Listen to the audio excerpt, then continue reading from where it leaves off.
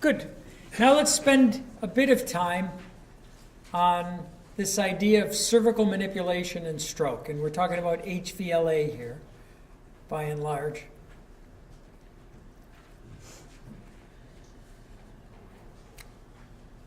And specifically, the type of stroke that's been associated with cervical manipulation is specifically around the vertebral artery. Not the carotid, but the vertebral artery. That's been the event. And if you remember, they pass up through the foramen transversarium of the cervical vertebra starting at C6, coming up right through C1, then wrapping around anteriorly along the anterior margin of the brainstem where the two sides come together and form the basilar artery, and then give off all of its branches. And here's another depiction of the vertebral artery where it comes up through the foramen of the vertebra. At C1, it wraps around the posterior arch. Then they get on the ventral side of the brainstem and come up as the basilar, and then eventually form the posterior cerebral. So in the event, the type of stroke that's actually occurring here is a dissection, where you're getting a breakdown of the intimal walls of the artery. It isn't an atherosclerotic type of event where you're building up plaque along the inside. This is an actual tearing of the wall, a dissection, which can then lead to a blood clot, a thrombus. And if that thrombus breaks free and moves, then it becomes an embolus. But the initial event is this dissection. And here you can see a tearing away between the two layers of the arterial wall.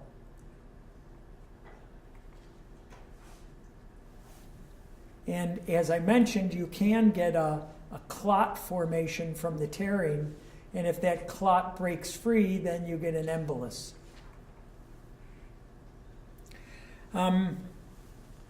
This is just to give you a little bit of background about manipulation so that we know how frequently it's being done. 12% of US and Canadian adults seek chiropractic care. It's actually about 8% in the US. It's about 12 or 13% in Canada. 80% of those visits involve manipulation, not all cervical, but just it's very commonly done when you see a chiropractor. And there have been quite a few case studies published linking manipulation to vertebral artery dissection type strokes. 2 deaths actually in cases from Canada that became very, very prominent in the media. Most strokes that have a dissection do have a thrombus and even an embolus, but most recover. Less than 5% actually die. It's got an incidence of 1.72 per 100,000 for the carotid artery dissections, and less than 1.97 per 100,000 for vertebral artery dissection. So vertebral artery dissection stroke is not very common. Vertebral artery dissection probably makes up, 0.4 to 2% of all strokes. And interestingly, this is a stroke of younger people. We tend to think of carotid artery strokes as people older, and vertebral artery strokes as in a younger population. Another incidence study, 0.9 to 1.1 per 100,000 person years. And so what you do is you add up the age of all the people in the population database you're looking at, and that's how you end up with person years. An incidence in Saskatchewan, 0.75 to per 100,000 person years. So it's not a very common thing. Prognosis, it generally has good recovery. The headache usually resolves within a week. The artery stenosis resolves in over 90% of the cases. Less than 5% actually die. 10-year survival rate is almost 96%. So people typically who have that happen recover. It can recur, rarely in the same artery. 3.7 recurrence over 2 years, 5% over 5 years, 12% over 10 years. It's younger people, as I mentioned, and it can occur in different areas of the artery. Now, how did it develop that we even made an association between vertebral artery dissection stroke and cervical manipulation? First, there were a whole bunch of case reports where a patient shows up, say, at a neurologist's office and says, I went to see my chiropractor and then I had a stroke. And so they write it up as a case study.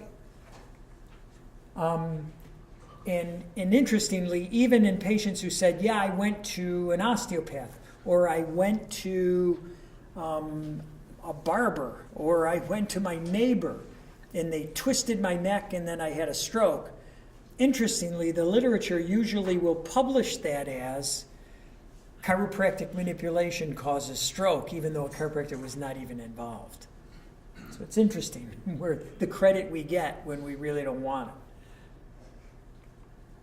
And in fact, Tarrant really reported on this in this Journal of Manipulative and Physiological Therapeutics paper about that very type of a scenario developing. Stroke following chiropractic manipulation, and when they went and did a literature, actually a breakdown within this study from the Journal of Neurology in '99, 7 of the people, even though the title, look at the title, Stroke Following Chiropractic Manipulation of the Cervical Spine, 7 of the people administering the manipulation were orthopedic surgeons, 1 physical therapist, 2 were just called health practitioners, none of them were chiropractors. So here chiropractic got the credit, in this case the blame, when in fact none of the therapists who administered the manipulation were actually chiropractors. Vertebral artery dissections after chiropractic neck manipulation over 3 years in Germany. Who were the practitioners? 18 were orthopedically trained doctors, 5 PTs, 1 neurologist, 2 primary care physicians, 1 homeopath, and only 4 of the 36 cases were actually administered by chiropractors. So, this is part of the confusion in the literature. These have all been associated with vertebral artery strokes. Everything from childbirth, this was a big one, sitting in a beauty parlor chair. One neurology group published 6 cases of women who went to the beauty parlor, dropped their heads back in the sink, and suffered a stroke. So it's, sometimes very likely an erroneous association that's being drawn. But all these activities had been associated with it. Half of vertebral artery dissection is associated with some prior mechanical event. And in the other half, it doesn't seem to be associated with anything. And they did do a survey on manual medicine physician recall, just asking them, do you remember ever seeing this? And they asked them over a 33-year span of their career. And they found that there was a slight neurological complication rate of 1 in 40,000, important in 1 in 400,000. But that was simply based on recall. Do you remember this? So it's probably not very valid. They did a survey of neurologists. These were manual therapists. These were neurologists. 177 of 486 neurologists reported 55 strokes, 16 myelopathies, 30 radiculopathies caused by manipulation, cervical manipulation.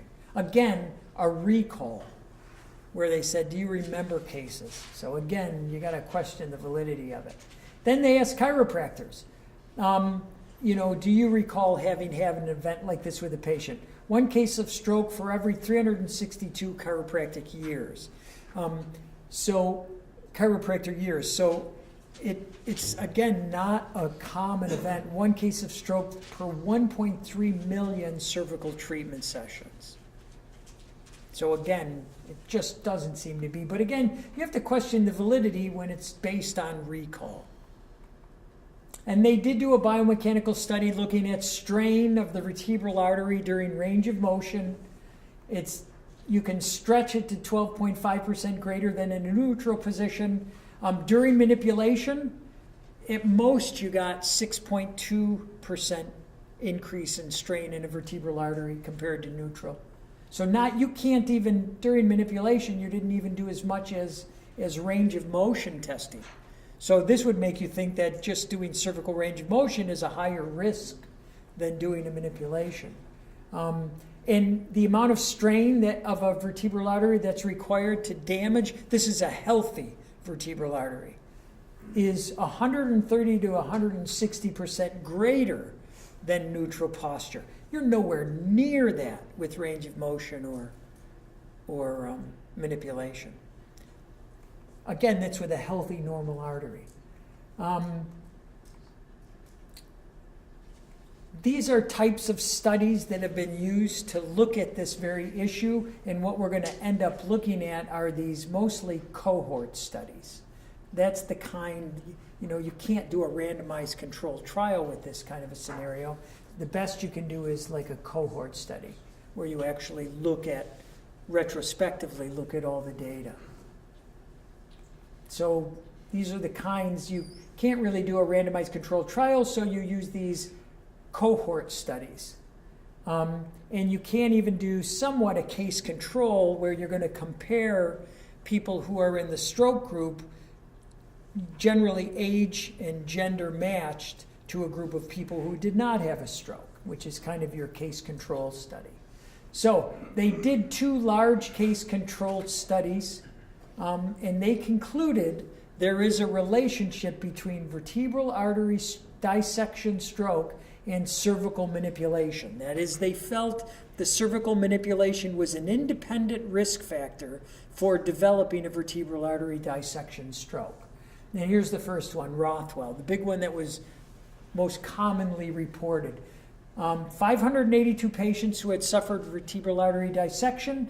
They did a match of basically a 4-to-1 match of people, and the match was just strictly age and gender, not comorbidities or anything else, who did not have a stroke.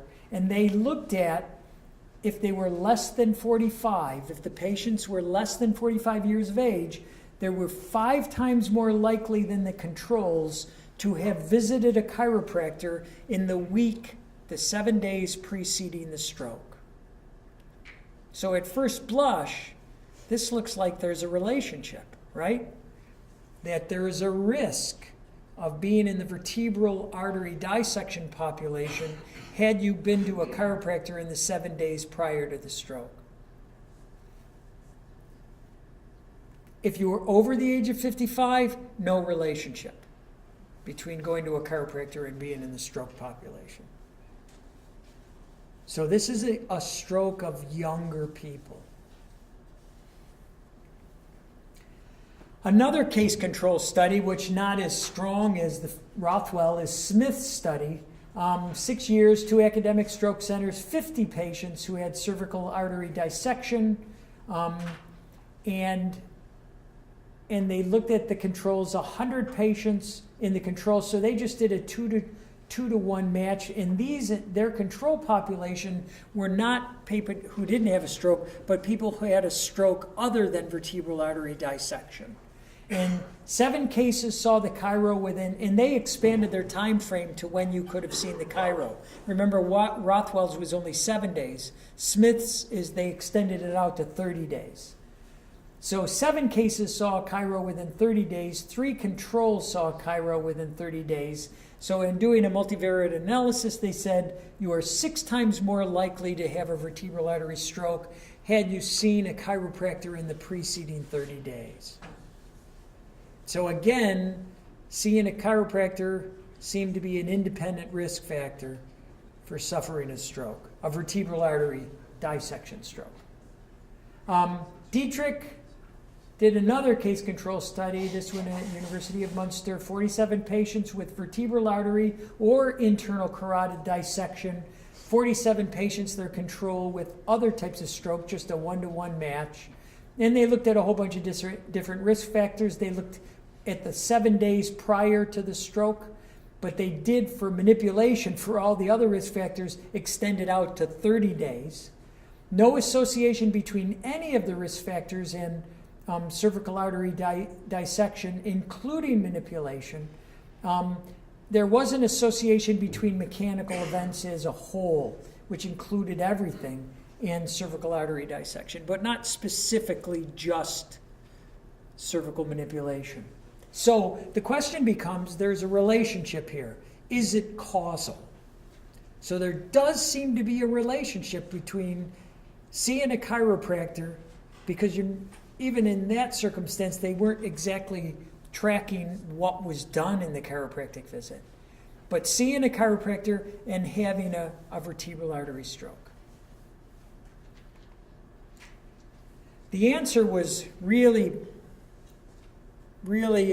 developed when David Cassidy did this research project as a part of the United States Bone and Joint Decade, the decade of cervical spine, and he and Boyle and he and Silver and Pierre Cote and the rest of them, what they tried to do is basically replicate Rothwell's study on a much, much larger population. And he, sometimes the most brilliant things are the simplest, and he just added one more question to Rothwell's workup.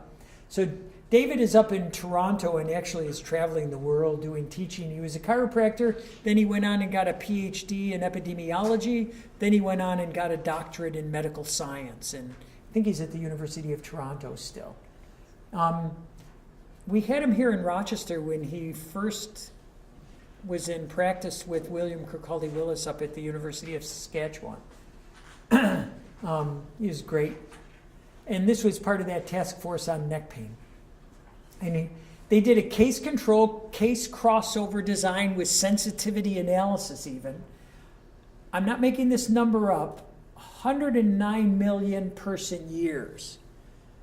So what you do is you add up all the patients and look at it over X amount of time. They ended up doing it over 9 years to come up with this number of 109 million patient years. They found 818 cases of patients who suffered vertebral artery dissection stroke, and they did a control match, age and gender, a 4-to-1 match, just like Rothwell, of 3,100 individuals who did not have a vertebral artery dissection. And they did it as a case crossover study, which I won't go into any of the statistical analysis methodology, but it was exceedingly strong. And they did just what Rothwell did. They said, they asked both groups, the controlled and the stroke population, did you visit a chiropractor in the 7 days preceding your stroke? And they found exactly what Rothwell did. They added one more question. Did you see, and they asked this of the control and the stroke patients, your primary care physician in the 7 days preceding your stroke? And this is where it got really interesting. If the patients were less than 45 years old, 7.8% of the stroke cases saw a chiro in the preceding 7 days compared to only 3% of the controls. If you were over the age of 45, there was absolutely no association between having the stroke and seeing a chiropractor. So again, it proving that this is an event of younger people. For those less than 45 and over 45, 25% of the stroke cases saw in this one it didn't matter what your age was, saw their primary physician within 7 days, previous 7 days, compared to only 6% of the controls. By the way, this and this are statistically equivalent. So what it's saying is the risk of falling into that vertebral artery dissection group is the same whether you saw a chiropractor or whether you saw your primary care physician. The risk is equivalent. So how do you explain it? And if you know all this, don't holler it out. Let's see if someone else can figure it out. How do you explain it? How do you explain that the risk of seeing your chiropractor is the same, the risk of suffering a vertebral artery dissection stroke is the same whether you see your chiropractor or your primary care physician? Think about how that could be equivalent. How do you think? Somebody venture a guess. Yeah. That's it. You're both right. You're both exactly right. The onset symptomatology for a vertebral artery dissection is neck pain and headache. That seems to be the early onset symptoms. So something was probably already started. So they either went to their primary care physician because they have neck pain and headache, or they went to a chiropractor because you go to a chiropractor for neck pain and headache. So that's the only way you can really make sense out of the risk being equivalent and seeing either of the two providers. And we've just mentioned this. So the onset symptomatology is neck pain with or without headache. And so you can also ask, was it because of comorbidities? Were they present and they caused the relationship between going to the provider?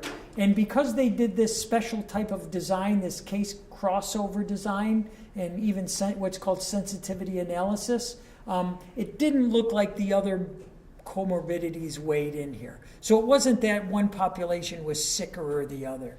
It wasn't that the comorbidity patients were all ending up at the primary care physician offices, and that's why it came out equivalent.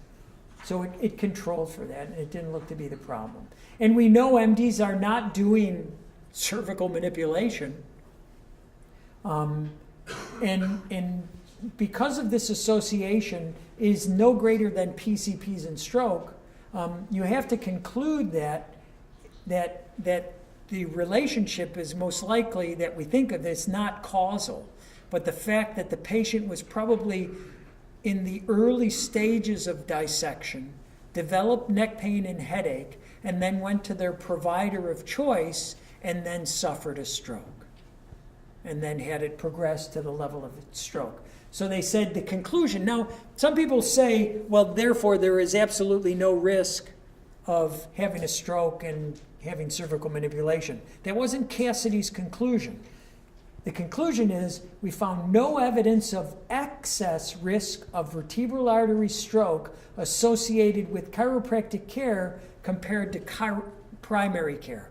That's the conclusion. Because there seems to be a bit of a risk with both of them.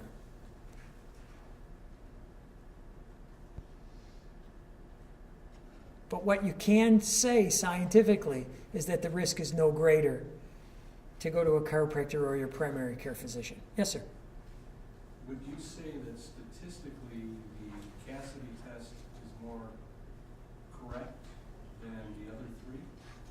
Or is it a better statistical analysis? So the question is Cassidy's data better than Rothwell and Smith and the third one? Yes, for a couple of reasons. It's a much, much larger database that they're pulling from, 100 million patient years versus, 800, 3,000 people. So it's a much, much larger database that they're pulling from. Secondarily, the methodology of the analysis is much, much stronger. I mean, I don't understand enough statistics. They did case crossover. They did something called bootstrapping. They did something called sensitivity analysis.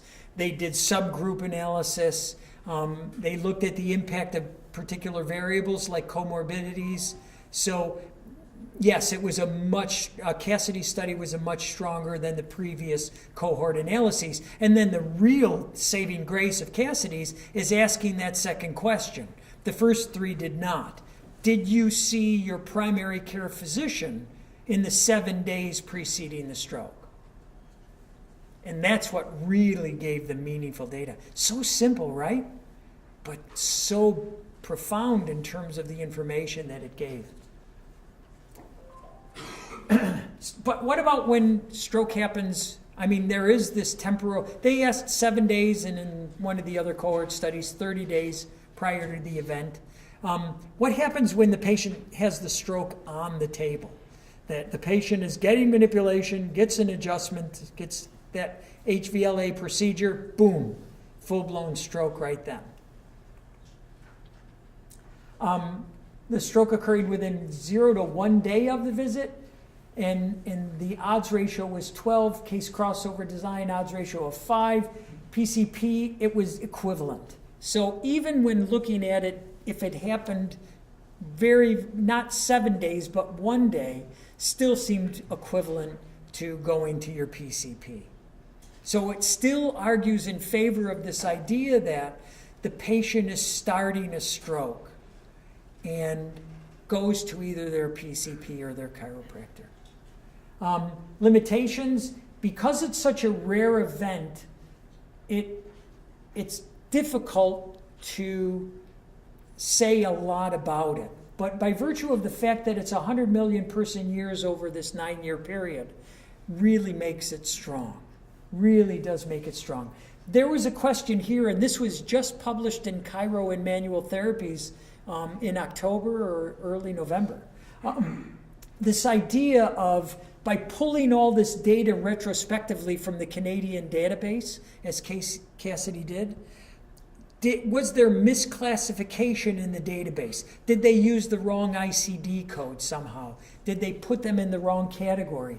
Was there a misdiagnosis of the stroke? And these two authors wrote a paper that was just in Chiro and Manual Therapy arguing that that was a problem of Cassidy's study. That there was potentially a misclassification of stroke, and therefore the risk was actually higher in having manipulation or seeing a chiropractor versus your PCP. And Don Murphy and several other colleagues, Eric Hurwitz, who's a PhD DC, wrote a rebuttal. And they did an analysis of Cassidy's, and they addressed the very points that these people raised. Cassidy did do a sensitivity analysis to account for potential misclassification and found out even if you did some of the misclassification, the results would have been exactly the same. And then there was another paper that had subsequently been published, which is somewhat akin to what Tarrant had found, and that was in the cases who went to a chiropractor, in about 30% of the cases, no cervical manipulation was even done.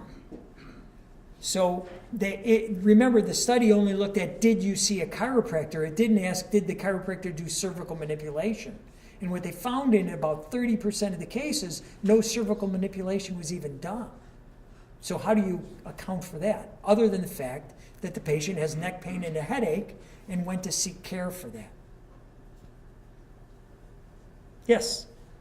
So in the JMPT study that talks about you need 139 to 162% increase in strain to cause failure, are there any studies that have tested the vertebral artery in the process of dissection? No, not that I know of. Again, the question is, in that study that looked at strain, where it showed that you needed 140% of normal movement, above normal movement, to actually tear the artery to cause damage, that's in a normal, healthy artery. I don't know that anybody has ever replicated that in a friable, damaged artery. So I don't know. We don't know what that is.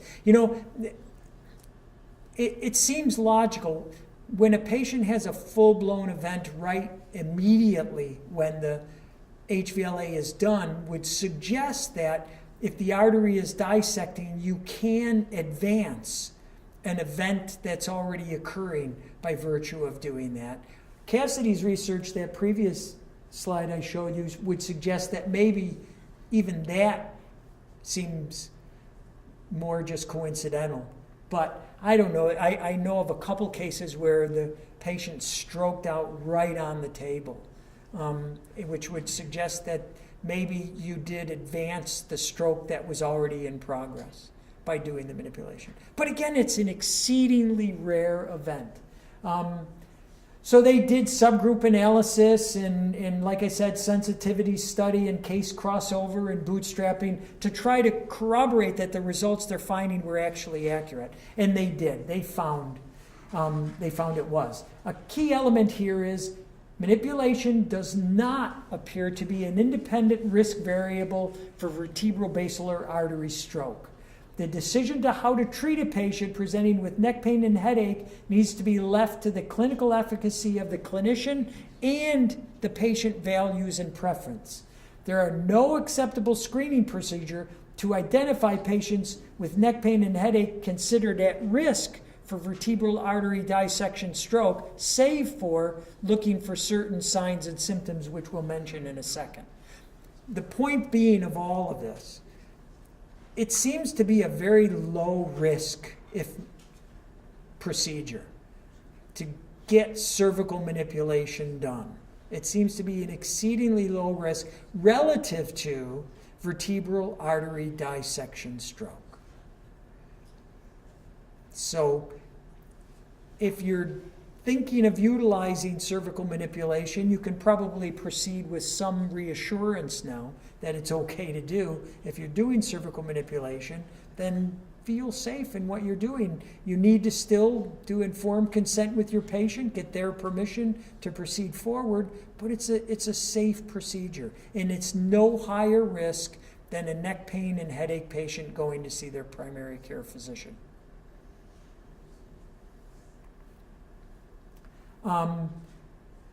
Just a paper that was studied looking at case control study of a Medicare population, but we know already there does not, from at least 2 of the cohort studies, there does not seem to be any association between stroke in people over the age of 45 and seeing a chiropractor.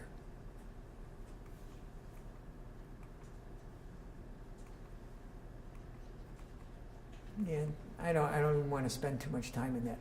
They did do some basic science studies here looking at vertebral artery blood flow and manipulation. No change in blood flow in the vertebral artery after manipulation. Again, in healthy subjects. You know, as I mentioned, it could progress an event already in progress. They did even do animal models where they tried to look at. This was not too long ago. The American Heart Association did a data review. A colleague of mine withdrew. He was on the panel but quit when he saw what they were doing, which was basically writing their results before they did a full literature review and cherry-picking data that supported their contention that cervical manipulation is a risk above and beyond seeing a primary care physician. You know, we're shifting from being defensive to now being proactive, from proving the safety to looking at it as a public health issue. I want to jump ahead a little bit here to a point I want to find. This.